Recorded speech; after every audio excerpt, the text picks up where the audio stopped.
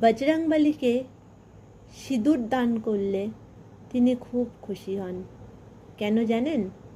একদিন মা সীতা তার সিঁথিতে সিঁদুর দিচ্ছেন, তখন হনুমান উপস্থিত। বললেন, মা, আপনি আপনার সিঁথিতে কেন সিঁদুর পরেন? তখন জননী সীতা দেবী বললেন, শ্রী রামচন্দ্রের উদ্দেশ্যে, স্বামীর উদ্দেশ্যে। কেন স্বামীর উদ্দেশ্যে সিঁথিতে সিঁদুর পরতে হয়? স্বামীর মঙ্গল কামনায় সিঁথিতে যদি বিবাহিত মহিলারা সিঁদুর দেন তাহলে স্বামীর মঙ্গল হয়। স্বামীর জন্য সিঁদুর পরতে হয়। তখন হনুমান ভাবলেন, শ্রী রামচন্দ্র তো আমারও স্বামী, তাহলে আমি কেন সিঁদুর পরি না?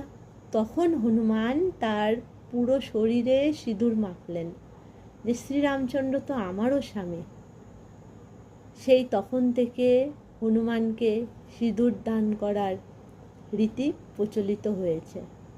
হনুমানকে সিঁদুর দান করলে হনুমান খুব খুশি হন।